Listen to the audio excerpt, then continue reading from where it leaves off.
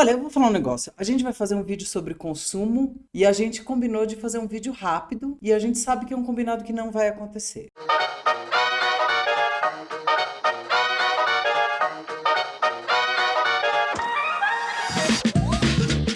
Porque quando a gente fala de consumo, me abrem tantos caminhos, desde falar mal da Shein, não da Shein em si, né? De hiperconsumismo, até de falar de coisas impactantes sobre como o fato da gente não ser mais cidadão e ser consumidor impacta nas nossas relações pessoais. Então, não sabendo como abordar, eu e Tati, não é Tati. Diga oi, Tati. Oi, gente. A gente resolveu começar com um texto do Ítalo Calvino. Mas antes disso, falando em consumo, você que consome o nosso conteúdo, por favor, se você puder apoiar a gente e mandar um dinheirinho pra gente comprar temporizador de ovo em formato de ovo, mandar um dinheirinho pra gente poder consumir algumas coisas, tipo comida, você pode apoiar a gente pelo Catarse, você pode mandar um Pix, ou você pode pôr um valeu demais, ou você pode mandar esse vídeo pra um coleguinha, se inscrever, curtir o vídeo, todas as coisas que você já sabe como o YouTube funciona. Já temos mais de 15 anos de YouTube no Brasil, já sabe que a gente vai pedir um dinheirinho. Com isso, Tati, leia seu texto com sua voz de contralto, quase um barítono. A 3 dias de distância, caminhando em direção ao sul, encontra-se Anastácia, cidade banhada por canais concêntricos e sobrevoada por pipas. Eu deveria enumerar as mercadorias que aqui se compram a preços vantajosos: ágata, ônix, crisópraso e outras variedades de calcedônia. Deveria louvar a carne do faisão dourado que aqui se cozinha na lenha seca da cerejeira e se salpica com muito orégano. Falar das mulheres que vi tomar banho no tanque de um jardim e que às vezes convidam, disse, o viajante a despir-se com elas e persegui-las dentro da água. Mas com essas notícias não falaria da verdadeira essência da cidade, porque enquanto a descrição de Anastácia desperta uma série de desejos que deverão ser reprimidos, quem se encontra uma manhã no centro de Anastácia será circundado por desejos que se despertam. A cidade aparece como um todo no qual nenhum desejo é desperdiçado e do qual você faz parte. E uma vez que aqui se goza tudo que não se goza em outros lugares, não resta nada além de residir nesse desejo e se satisfazer. Anastácia, cidade enganosa, tem um poder que às vezes se diz maligno e outras vezes benigno. Se você trabalha 8 horas por dia como minerador de ágatas, ônix, crisóprasos, a fadiga que dá forma aos seus desejos toma dos desejos a sua forma, e você acha que está se divertindo em Anastácia quando não passa de seu escravo. É assim, ó, para quem entendeu o texto bem direitinho, a gente pode finalizar o vídeo, né? Pode. A literatura falando as verdades da maneira mais interessante possível. O Calvino, que de fato ele foi genial nesse texto, ele é genial em vários textos, mas ele foi genial nesse texto de mostrar a nossa relação com o consumo, que é uma coisa que acho que uma fala do Mujica também fala, né? A gente tá comprando coisa, não, a gente tá gastando tempo de vida, né? Ai, fico desolada. Não sei mais nem o que falar, Tati. Continua aí você, porque Eu queria primeiro falar, para quem se interessar, esse texto é um trecho do As Cidades Invisíveis, acho que é meu livro favorito na vida. É o Marco Polo contando para o Kublai Khan e descrevendo as cidades do reino do Grande Khan. O que eu acho muito interessante nessa discussão sobre o consumo é justamente a dinâmica do consumo que a gente tem hoje e que tem, creio eu, a partir ali desse processo de industrialização, mas que se acentua muito fortemente no pós-guerra, né, no pós-Segunda Guerra Mundial, é essa ideia de que a gente, ao consumir coisas, objetos, a gente não está consumindo coisas das quais a gente precisa. A gente está usando o consumo de objetos como estratégias de preenchimento de desejos, de realização de desejos, de preenchimento de um vazio, que é um vazio. produzido, né? São duas coisas, é um vazio, e existe um vazio que nos constitui, que é a base de todo desejo de fato, né? Aquela coisa do tem um buraco no peito e eu tenho que descobrir que ele assovia de vez em quando. fotografando e não ficar tentando preencher com coisas, pessoas, enfim. Mas a gente tem todo um sistema que produz essa sensação de que este vazio será preenchido com objetos. Que esse vazio de quem eu sou, porque o que a gente tem atualmente é de fato a produção de uma despersonalização, ou seja, nós somos quase telas em branco e a gente constrói a nossa identidade, essa é a perversidade do consumismo, a gente associa o quem nós somos àquilo que a gente é capaz de ter e de comprar. As marcas, os objetos, os gadgets todos tecnológicos, o carro que a gente tem, tudo isso, para além de objetos que nos servem por sua utilidade, são objetos que constroem um senso de ser. Eu só sou porque eu compro. Eu só sou porque eu tenho este objeto. Ou este objeto diz a que grupo eu pertenço. O que é uma coisa desastrosa, porque a gente sabe o quanto o nosso senso de pertencimento ele se constrói a partir das nossas relações de afeto com os outros. Nunca que a gente vai pertencer por meio de objetos. A gente pertence por meio das nossas comunidades de amigos, de afetos, de amores, de família, de sei lá, comunidade religiosa, não importa onde que você encontra seu senso de pertencimento, mas certamente não é num objeto. E a gente tem a ilusão muito bem construída pelo capitalismo de que por meio do objeto eu passo a ser alguém que pertence a um determinado grupo, o que é uma falácia.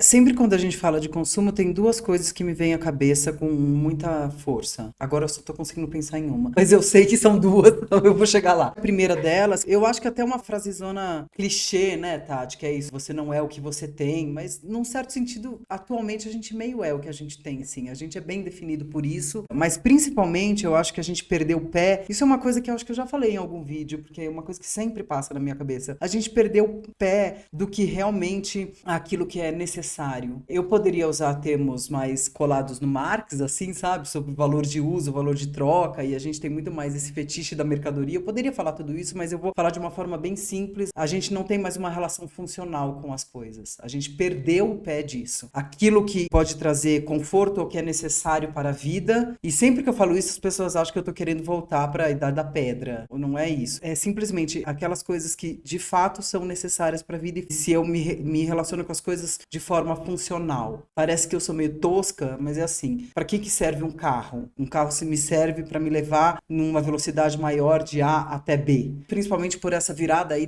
pós-Segunda Guerra que tem a ver com a publicidade. Os carros não são vendidos pela sua funcionalidade, eles são vendidos com todo um universo do estilo de vida. Estilo de vida eu acho uma babaquice. Então, por exemplo, o exemplo que a gente estava conversando antes de começar a gravar, o carro Renegade. Perdão, todos que têm Renegade, inclusive minha tia, beijo. Eu li um simulacro de um carro, que é um carro de aventura. O Renegade é uma versão um pouco mais moderninha do EcoSport, que é outro carro que é rebaixado, né? Ele é mais baixo que o Uno. E ele é vendido como se você fosse ter um Renegade, aí sim, você vai com o seu cachorro, com o seu Border Collie ou com o seu Labrador atravessar paisagens maravilhosas e atravessar rios.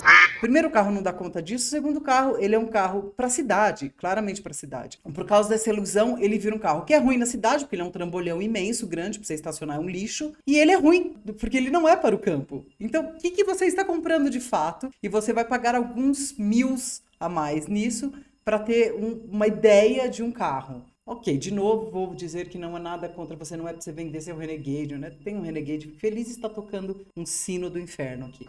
E isso é um dos exemplos. É um dos exemplos de coisas que a gente perdeu o pé da funcionalidade delas. De por que eu preciso das coisas. Para que eu tenho coisas. A gente pode falar de carro ou a gente pode falar de todas as coisas que tem vendendo na Shopee, que são coisas que você não sabia que você queria até você ver que existem as coisas.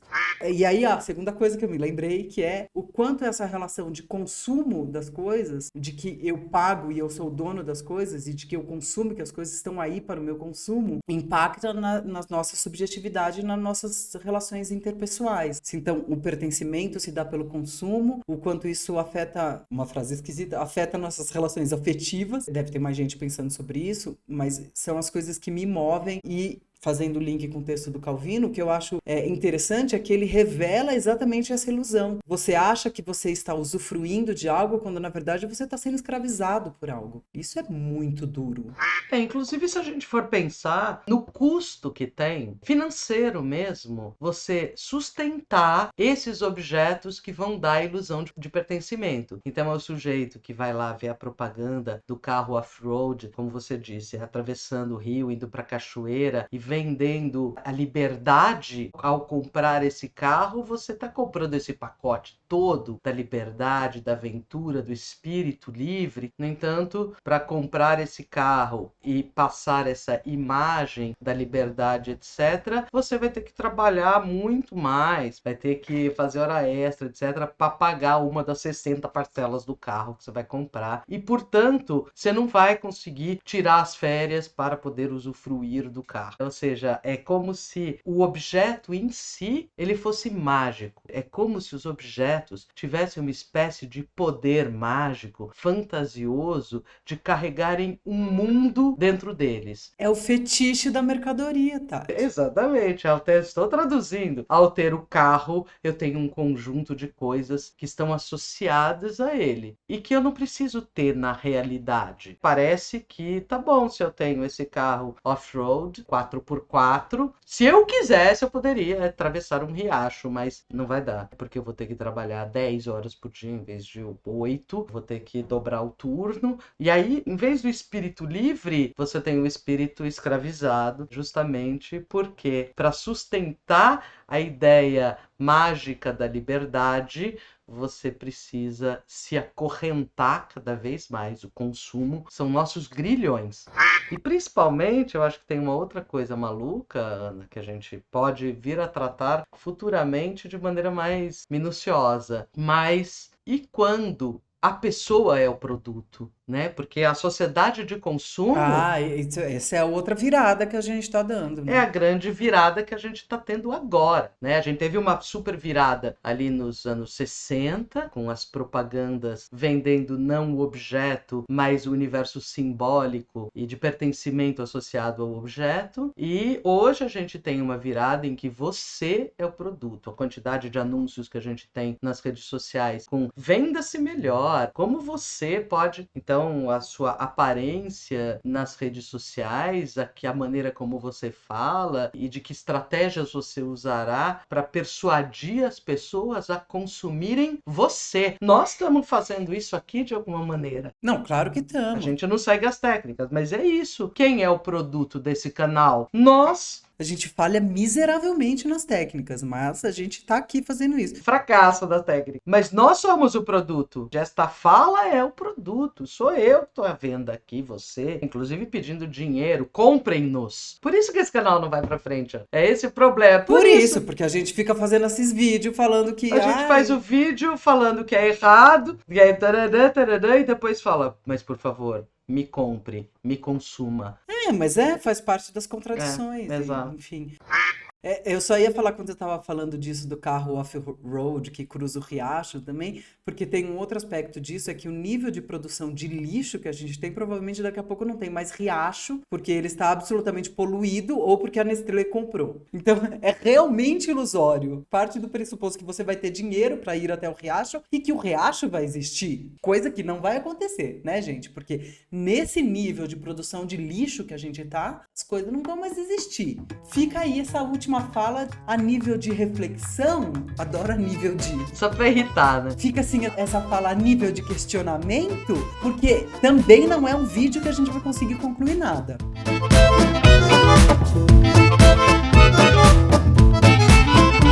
E fora isso, compre-nos, consuma-nos. Ai, que bonitinha. Ai, o cenário que ela fez. Ai, a ring light que eu comprei na Shopee. Falando isso, tá passando do lixeiro, que eu preciso lá jogar todo o lixo que eu produzi.